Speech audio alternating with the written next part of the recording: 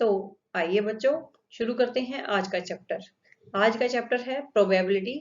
Probability क्या है, probability के क्वेश्चंस कैसे करते हैं, कौन सी अप्रोच आपको लगानी है, ये आज हम इस चैप्टर में सीखेंगे। सबसे पहले प्रोबेबिलिटी क्या होती है, इसको जानने की हम यहाँ कोशिश करते हैं। सबसे पहले, क्या आज बारिश आएगी? क्या आप बता सकते हैं कि आज बारिश आएगी? हम 100% श्योर नहीं हो सकते कि आज बारिश आएगी या नहीं आएगी। इसकी एक संभावना हम निकाल सकते हैं या संभावना बता सकते हैं, हो सकता है आज बारिश आए। लेकिन प्रोबेबिलिटी में हम इस तरह के क्वेश्चंस की जो संभावना आती है उनको हम पता लगाने की कोशिश करते हैं। जैसे अब आगे धीरे धीरे आगे बढ़ते हैं। प्रोबेबिलिटी क्या है? Given A situation, what is the possibility of occurrence of an event? किसी भी इवेंट के आने की जो संभावना है वो हमारी क्या कहलाती है? प्रोबेबिलिटी कहलाती है। जैसे अगर मान लीजिए आपके पास कोई एक सिक्का है, सिक्के के दो पहलू होते हैं, आपको पता है, एक तरफ हेड होता है और एक तरफ टेल होता है। तो हेड आने की क्या संभावना है, ये हम निकालते हैं। टेल आने की क्या संभावना है? डाइस आपको पता होगा, जो आप लूडो खेलते हैं उसमें एक डाइस होती है जिसे आप गिट्टा बोलते हैं। तो उसकी संभावना क्या है, एक आने की संभावना क्या है, ये सब आज हम इस चैप्टर में पढ़ने वाले हैं। उम्मीद है आपको ये चैप्टर समझ आएगा और रोचक भी लगेगा। तो सबसे पहले 3 अप्रोच हम यहाँ लगाएंगे प्रोबेबिलिटी के लिए। सबसे पहली हमारी होगी क्लासिकल अप्रोच। क्लासिकल अप्रोच क्या होती है? ये एक गोल्डन अप्रोच है। क्लासिकल मतलब जो क्लासिक वर्ड से क्लासिकल अप्रोच आई है, कि जो सारी बाकी की जो अप्रोच है वो इसी पे रिलेटेड है। दूसरा स्टैटिस्टिकल अप्रोच है। स्टैटिस्टिकल अप्रोच कौन सी होती है? स्टैटिस्टिकल मतलब जो स्टैटिक मीन्स जो डाटा पर जो डिपेंड करती है वो हमारी कौन सी होती है? स्टैटिस्टिकल अप्रोच होती है। दूसरा है एक्सियोमेटिक अप्रोच। एक्सियोमेटिक अप्रोच वो होती है जिसमें हम कुछ एज्यूम करके चलते हैं, कुछ हम मान के चलते हैं। तो स्टेप बाय स्टेप हम आगे बढ़ेंगे। सबसे पहले हम कोशिश करते हैं समझने की क्लासिकल अप्रोच। क्लासिकल अप्रोच में जैसा कि मैंने आपको बता दिया कि जो सारी जो अप्रोच हैं वो इसी पे रिलेट करती हैं। नेक्स्ट है क्लासिकल अप्रोच। फॉर्मूला जो है इसका यही रहता है हमारे पास, जैसे आपने शायद 9th-10th में भी पढ़ा होगा ये formula, number of possible outcomes divided by total number of equally probable outcomes. Means जैसे आपको कोई संभावना निकालनी है तो जो डिनोमिनेटर में आएगा वो कुल संभावनाएं, जो डिनोमिनेटर में आएगा वो आपकी कुल संभावनाएं, और ऊपर जो न्यूमरेटर में आएगा वो उस जो पर्टिकुलर जो आपसे पूछा है उसकी कितनी संभावनाएं हैं वो आती हैं। तो आप इसको निकालेंगे यहां से। इसके लिए आप क्या करेंगे, इसके कुछ क्वेश्चन को एग्जांपल्स को करते हैं। फॉर्मूला आप ये याद रखेंगे, total number of possible outcomes divided by total number of equally probable outcomes. अब यहाँ एक एक वर्ड जो है वो बहुत इंपॉर्टेंट है। ये इक्वली प्रोबेबल क्या है, आउटकम्स क्या हैं, ये सब चीजें हम आज सीखने वाले हैं इस चैप्टर में। तो आप इसे ध्यान से सुनते रहिएगा। अब देखिए, अब ये एक डाइस होती है, आपने लूडो खेलते हुए, सांप सीढ़ी खेलते हुए, स्नेक एंड लैडर खेलते हुए इसे देखा होगा। इसके पास 6 फेस होते हैं। एक साइड एक लिखा होता है, 2 3 4 5 और 6 फेस वाली होती है। और इसको जब हम उछालते हैं तो हमारे पास संभावनाएं सबकी बराबर है। एक भी आ सकता है, दो भी आ सकता है, कुछ भी आ सकता है। हम कुछ नहीं बता सकते कि ये ही आएगा, ऐसा हम कुछ नहीं कह सकते। ठीक है, तो अब हम करते हैं यहाँ से, पहले इस एग्जाम्पल को देखते हैं। एग्जाम्पल है probability of getting 4 in dice. 4 आने की क्या संभावना है? अब इस पे क्लासिकल अप्रोच से हम बात करेंगे। 4 आने की कितनी संभावनाएं हैं, पहले तो मुझे ये बताइए आप, 4 कितनी बार आ सकता है? देखो 6 डाइस के कितने फेसेस हैं हमारे पास? 6 डाइस के 6 ही फेसेस हैं। 1 आ सकता है, यहां से आपके पास 2 आ सकता है, 3 आ सकता है, 4 5 और 6। सो जो टोटल आउटकम्स हैं वो कितनी है आपके पास? 6 हैं। और 6 में से 4 आने की कितनी संभावना है? 4 तो एक ही बार आ सकता है। तो इसीलिए अगर आपसे इसकी प्रोबेबिलिटी निकलवाएं तो वो हमारी हो जाएगी 1/6। 6 कौन से हैं? टोटल आउटकम्स हैं, जितने 6 पॉसिबल टोटल प्रोबेबल थे आउटकम्स के वो है, और 1 क्या है? 4 आने की संभावना है जो आपसे पूछा है। ठीक है, उसके बाद एक दो और क्वेश्चन देखते हैं। डाइस को आप ध्यान में रखिएगा, इसे डाइस कहते हैं। Probability of getting a number less than 3 in dice. Dice अब आपको क्लियर है, 6 फेस होते हैं, 1 2 3 4 5 6 इस पे लिखा होता है। अब नेक्स्ट आप यहाँ देखिए कि अब आपको निकालना है कि लेस देन 3 नंबर आने की कितनी संभावना है। लेस देन 3 नंबर कौन से हैं? एक तो 1 होता है, 2 होता है, और 3 तो 3 के बराबर हो जाता है, लेकिन इसने स्ट्रिक्टली लेस देन कहा है। अगर ये कहता probability of getting a number less than और इक्वल टू 3, तो हम 3 को लेते। अब यहाँ सिर्फ हमारे पास कौन से नंबर की संभावना पूछ रहा है? सिर्फ 1 और 2 आने की संभावना पूछ रहा है। 1 और 2 आने की संभावना कितनी हो गई? फिर यहाँ से 2 और नीचे कितना आ जाएगा डिनोमिनेटर में? 6, क्योंकि टोटल पॉसिबल जो आउटकम्स हैं वो 6 हैं। तो इस तरह से ये क्वेश्चन भी हो जाएगा हमारा। ये आसान है, 9th 10th में भी आप ऐसे ही क्वेश्चन को करते आए हो। धीरे धीरे हम अपने लेवल को आगे बढ़ाएंगे। नेक्स्ट है स्टैटिस्टिकल अप्रोच। स्टैटिस्टिकल अप्रोच जैसा कि आपको पता है ये किस पे डिपेंड करती है? डेटा पर डिपेंड करती है। इसके लिए आप एक प्रॉब्लम लेके चलेंगे। प्रॉब्लम क्या है कि एक डाइस है आपके पास, जो अभी आपने देखी थी डाइस, उसको हम 20 बार उछालते हैं। एक बार उछाला, नोट कर लिया, 2 बार उछाला, दूसरी बार क्या आया, नोट कर लिया, तीसरी बार उछाला, नोट कर लिया। इस तरह से आप उसको उछालते जा रहे हैं और आप उसको नोट करते जा रहे हैं जो जो आता गया। तो जैसे मैंने एक डाइस को 20 बार उछाला और मैंने नोट कर लिया कि जो 1 है वो कितनी बार आया? 2 बार आया। 2 है वो कितनी बार आया? 3 बार आया। 3 जो है वो मेरा 1 बार आया। 4 5 बार आया, और 5 4 बार आया, और यहाँ से मेरा जो 6 है वो 5 बार आया। इनको मैंने नोट कर लिया। टोटल कितनी बार आ गए? देखो, 3 और 2 5, 6, 6 और 5 11, 11 और 4 15 और 5 20। इसका मतलब 20 बार उछाला तो ये हमारे पास पॉसिबल आए। अब यहां से आप पॉसिबिलिटीज प्रोबेबिलिटी कैसे निकालेंगे? प्रोबेबिलिटी जैसे अब मैं पूछूं आपसे कि 2 आने की कितनी संभावना है? जब 20 बार आपने थ्रो किया है तो इसमें आपका डाइस पे 2 आने की कितनी संभावना है? तो अब आप इस डाटा को देख के बताएंगे कि 2 कितनी बार आया? 3 बार। टोटल कितने आउटकम्स थे? 20। तो अब आप क्या बोलेंगे? यहाँ इसकी जो संभावना बनेगी वो क्या बनेगी आपके पास? 2 आने की जो संभावना बनेगी 3/20, क्योंकि 3 बार आया था वो। तो जो संभावना अगर आप निकालेंगे तो 3, और टोटल आउटकम्स आपको पता है कितने हैं? 20। तो इस तरह से आप इन क्वेश्चन को करेंगे स्टैटिस्टिकल अप्रोच से। नेक्स्ट है आपके पास, अब इनमें क्या दिक्कत आती है आपके पास, क्या प्रॉब्लम्स आती हैं, इसकी लिमिटेशंस क्या हैं इन अप्रोच की? तो जहां भी इनफाइनाइट मैनी आउटकम्स होते हैं वहां हम ये फॉर्मूला यूज ही नहीं कर सकते, क्योंकि डिनोमिनेटर में आपके पास क्या होता है? Total number of probable outcomes. अगर आप आउटकम्स को काउंट ही नहीं कर पाओगे तो आप डिनोमिनेटर में नहीं रख सकते, तो इसीलिए ये इसकी एक लिमिट हो गई। Next, equal number of applicable only for equal probable outcomes, means हर एक की संभावना बराबर हो तभी आप इसे यूज कर सकते हो। अब आप कहोगे कि ये बराबर संभावना कैसे होती है? जैसे आपने सिक्का उछाला, हेड और टेल आने की संभावना बराबर थी, तो इसे क्या बोलेंगे हम? Equal probable outcome. इसे क्या बोलेंगे हम? Equal probable outcome. हेड या टेल आने की संभावना इक्वल प्रोबेबल आउटकम है। अगर आपने एक डाइस को लिया तो डाइस में 1 2 3 4 5 6 कुछ भी आ सकता है, सबकी संभावनाएं बराबर हैं, हम कुछ फिक्स नहीं कर रहे हैं वहां, तो ये भी कैसा है? इक्वल प्रोबेबल आउटकम है। लेकिन अगर आपने वो मूवी देखी होगी शोले, उसमें क्या कर रखा है उन जय और वीरू ने? एक सिक्के को, 2 सिक्कों को ऐसे चिपका रखा है, उसके दोनों साइड से हेड है, इसे देखेंगे तो भी हेड है, यहां से देखेंगे तो भी हेड है। अगर दोनों साइड से हेड है तो फिर आपके पास बताओ संभावनाएं टेल आने की तो 0 हो गई। तो यहाँ पर हेड और टेल आने की जो संभावनाएं हैं, प्रोबेबिलिटीज हैं, वो इक्वल नहीं है। तो ये कैसा हो गया आपका? इक्वल प्रोबेबल आउटकम नहीं है। ये वाला एग्जांपल इसका हो गया।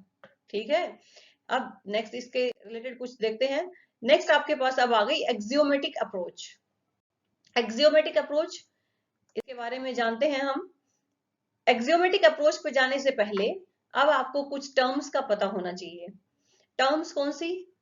ये सिंपल सिंपल नाम है, बहुत इजी है, नाम से ही जो पता चलता है वैसे ही है। बस इनको हमें दिमाग में रखना है, क्योंकि हर एक क्वेश्चन में इन वर्ड्स को ये यूज करते हैं, इन टर्म्स को यूज करते हैं। अगर आप इनको यूज करके अगर आप पढ़ेंगे, मीन्स आपको अगर ये टर्म्स अच्छे से क्लियर हैं, तो आप क्वेश्चन को भी इजीली कर पाएंगे। तो समझते हैं पहले इन टर्म्स को। सबसे पहले रैंडम एक्सपेरिमेंट को हम देखते हैं। रैंडम एक्सपेरिमेंट क्या होता है?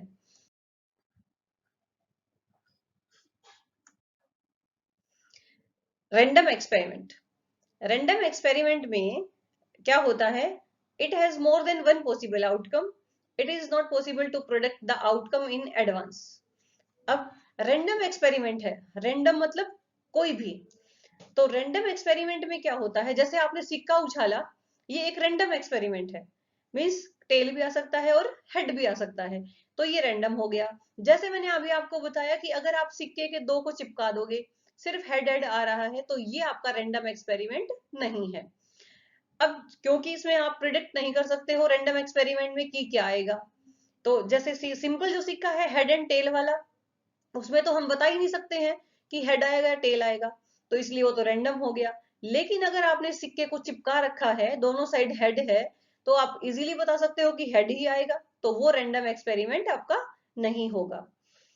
ठीक है, तो रैंडम एक्सपेरिमेंट आपको पता होना चाहिए कौन कौन से होते हैं। ओके, उसके बाद नेक्स्ट है आपके पास आउटकम्स। आउटकम्स क्या है? सिक्का उछाला, कौन कौन से आउटकम्स जो निकल के हमारे पास आता है, रिजल्ट जो मिल रहा है, या तो हमें हेड मिल सकता है या फिर हमें टेल मिल सकता है। तो अगर आप एक कॉइन को उछालेंगे, तो आपको क्या क्या मिलेगा? या तो आपको एक हेड मिलेगा या फिर आपको एक टेल मिलेगा। ठीक है, तो हेड या टेल जो मिलते हैं, ये क्या है? इसके पॉसिबल आउटकम्स हैं। सिमिलरली अगर आप एक डाइस को उछालते हैं, तो पॉसिबल आउटकम्स कौन से बनेंगे? 1 2 3 4 5 6, तो ये इसके पॉसिबल आउटकम्स डाइस के हो जाएंगे। तो डेफिनेशन की अगर बात करें, तो possible result of a random experiment.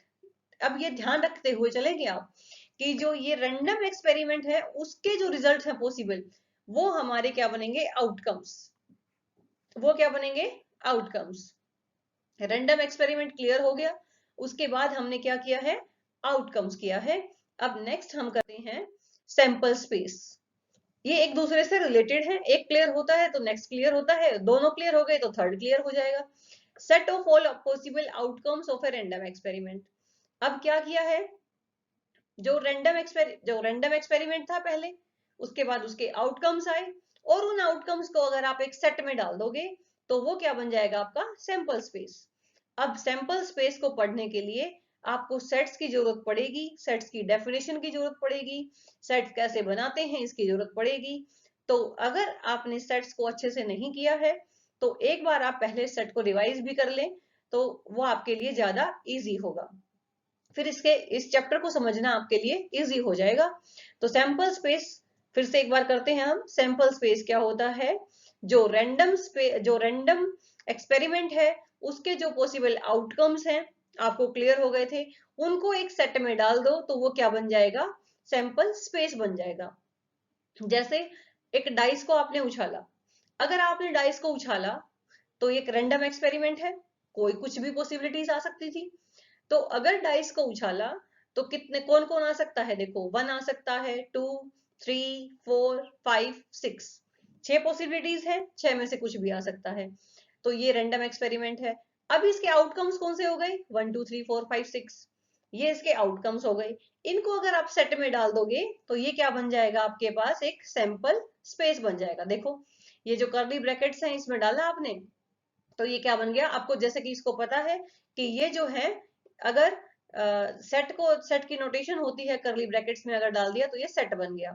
और जो ये लिखे हैं 1 2 3 4, ये क्या है? Elements of set. और अगर यहाँ हम बात करें, तो ये क्या बन जाएगा हमारे पास? Elements of sets are sample point. इनको हम क्या बोलेंगे यहाँ पर? सैंपल पॉइंट्स बोलेंगे। ठीक है, अपने इस लेसन में हम इनको सैंपल पॉइंट्स बोलेंगे। 1 एक सैंपल पॉइंट है, 2 एक सैंपल पॉइंट है, इस तरह से। चलिए अब आप तैयार हैं पहले एक्सरसाइज करने के लिए, तो कुछ एग्जांपल्स के जरिए हम इन क्वेश्चन को करने की कोशिश करते हैं। तो पहला है 2 कॉइन्स, 2 कॉइन दे रखे हैं, एक 1 रुपए का कॉइन है, एक 2 रुपए का कॉइन है, और उनको आपने उछाला है, तो सैंपल स्पेस आपको निकालना है। इजी है, एक 1 रुपए वाला कॉइन उछाल दिया, एक 2 रुपए वाला कॉइन उछाल दिया, तो पॉसिबल आउटकम्स क्या क्या हैं वो आपको नोट करने हैं। देखो, अगर पहली बार उछाला, मान लो 1 रुपए वाले पे हेड आ गया, 2 रुपए वाले पे भी हेड आ गया, एक पॉसिबिलिटी तो ये हो गई, एक इस पे हेड आ गया,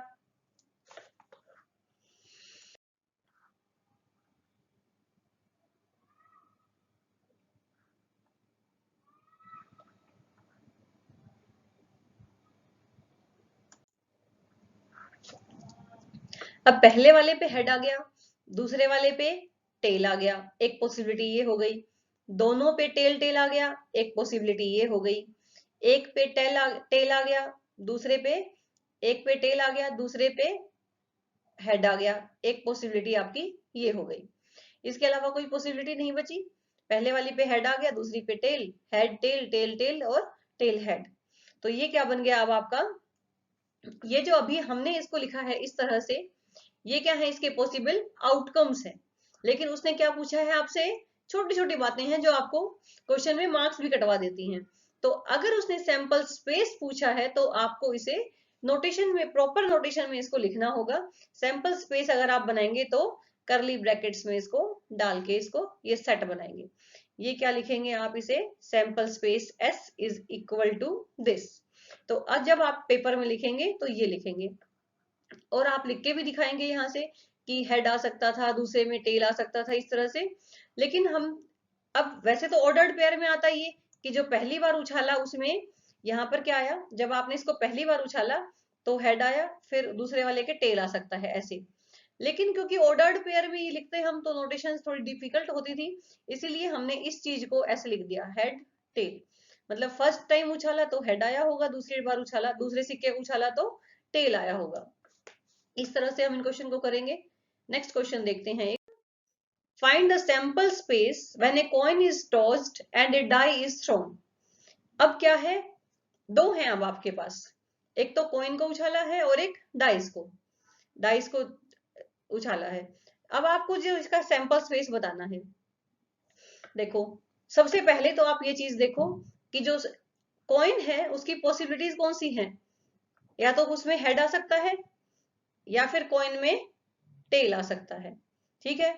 और जो डाइस है उसकी पॉसिबिलिटीज कौन कौन सी हैं, ये 1 2 3 4 5 और 6, ठीक है। सैंपल स्पेस आपको निकालना है, दोनों को उछाला है, क्या क्या आ सकता है, जितनी आपको संभावनाएं दिख रही हैं वो आपको सब लिखनी है यहाँ। तो हम एक सैंपल स्पेस S बनाएंगे और यहाँ पर उनकी संभावनाएं लिखेंगे। तो देखो, मान लो सिक्के को उछाला तब हेड आ गया, इसके साथ इसका 1 भी आ सकता है। मान लो इसको उछाला, हेड आ गया, 2 भी आ सकता था। हेड उछाला, इसका हेड आया, इसका 3 आ सकता है। हेड के साथ 4 भी आ सकता है, हेड के साथ यहाँ 5 भी आ सकता है, और यहाँ हेड के साथ 6 भी आ सकता है। सिमिलरली अब हम टेल, अगर पहली बार टेल आएगा तो 1 भी आ सकता है, T2, यहाँ से T3, T के साथ 4, T के साथ 5 और यहाँ T के साथ 6। ये सारी संभावनाएं हमारे पास निकल के आ रही हैं। तो जितनी संभावनाएं थी उनको हमने एक सेट में डाल दिया, जितने पॉसिबल आउटकम्स थे उनको एक सेट में डाल दिया। तो ये अब हमारा क्या बन गया, एक सैंपल स्पेस बन गया। इस तरह के क्वेश्चन एक एक नंबर में बहुत पूछे जाते हैं, तो आप इन्हें ध्यान से कीजिएगा। कुछ छोटी सी गलती हमारे मार्क्स को कटवा देती है, इसलिए आप इनको ध्यान से कीजिएगा। नेक्स्ट क्वेश्चन है, if A coin is tossed, if it shows head, we draw a ball from a bag consisting of 3 blue and 4 white balls. If it shows tail, we throw a die. Describe the sample space of this experiment. अब इस question को करने के लिए sample space आपको बनाना है, तो sample space S बना देंगे हम, वही सेट की नोटेशंस। जितनी पॉसिबिलिटीज हमें दिखती हैं हम वो करने की कोशिश करते हैं। कॉइन को उछाला है, अगर हेड आ गया तो हेड आते ही हम क्या निकालेंगे, बॉल निकालेंगे। लेकिन अगर इसमें अगर हमने उछाला और टेल आ गया तो हम क्या करेंगे, डाइस को उछालेंगे। तो सबसे पहले हेड आते ही आगे क्या क्या होगा वो देखते हैं पहले। मान लो सिक्के को उछाला, हेड आ गया, तो फिर क्या करेंगे, बॉल निकालेंगे। तो बॉल कौन कौन सी हैं, 3 तो ब्लू हैं और 4 व्हाइट हैं, तो हेड के बाद W1 भी निकल सकता है।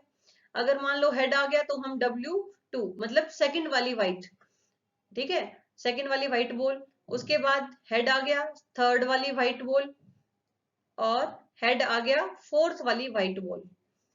उसके बाद हेड आते ही ब्लू भी निकल सकती थी, तो ब्लू 1, और उसके बाद हेड आते ही उसके बाद ब्लू 2, हेड आ गया ब्लू 3। बस हेड आने के बाद नेक्स्ट जो बॉल निकालने की पॉसिबिलिटीज थी वो सारी कंप्लीट कर चुके हम। नेक्स्ट अब हमारे पास आएगा, मान लो अगर टेल आ जाए, तो टेल अगर आपके पास आता है तो क्या क्या उछलेगा, उसके बाद डाई उछलेगी। डाई में क्या आ सकता था, या तो 1 आ सकता है टेल, या फिर 2 आ सकता था टेल, 3 आ सकती थी, जितनी भी आ सकती हैं वो सब चीजें हमें यहाँ लिखनी है। उसके बाद टेल के साथ 4, टेल के साथ 5, टेल के साथ 6, बस हो गई सारी संभावनाएं, इसके अलावा कोई संभावनाएं नहीं बची हमारे पास। तो ये हमारा हो गया, इसका सैंपल स्पेस तैयार हो गया। अब नेक्स्ट करते हैं हम, a die is thrown repeatedly until a 6 comes up. What is the sample space of this experiment? अब जो ये क्वेश्चन है इसमें क्या है, जो आपकी डाई है उसका उन्होंने कुछ फिक्स नहीं दिया कि वो कितनी बार उछलेगी। डाई को कहता है कि रिपीटेडली अंटिल ए 6 कम, जब तक 6 नहीं आ जाता तब तक हम उछाले जाएंगे। अब अगर 6 पहली बार में ही आ गया तो गेम खत्म, ठीक है, एक तरह से गेम लेके चलते हैं, संभावना निकालनी है हमें। तो अगर 6 पहली बार में आ गया तो गेम खत्म, दूसरी बार में आ गया तो गेम खत्म, तीसरी बार में आ गया तो गेम खत्म। तो अब कितनी बार, अब आपको सैंपल स्पेस में ये चीजें डालनी है। सैंपल स्पेस में अगर डालेंगे, इसका सैंपल स्पेस अगर आप बनाएंगे तो सैंपल स्पेस में क्या आएगा, मान लो फर्स्ट टाइम में ही 6 आ गया तो आपका ओवर, कुछ करने की जरूरत नहीं है। अगर आपका फर्स्ट टाइम में 1 आ गया और फिर आपका 6 आ गया तो भी ओवर, 2 आ गया 6 आ गया तो भी ओवर, 3 आ गया 6 आ गया तो भी ओवर, 4 आ गया उसके बाद 6 आ गया सेकंड थ्रो में तो गेम ओवर, ठीक है, 5 आ गया उसके बाद सेकंड थ्रो में 6 आ गया तो ओवर, और 6 पहली बार था तो 6 में तो पहली बार ही ओवर हो जाता, तो वो लिखने की जरूरत नहीं है 6 ठीक है। अब बात आती है कि मान लो 1 आ गया, दूसरी बार भी 1 आ गया, तीसरी बार में 6 आ गया तो ओवर हो जाएगा।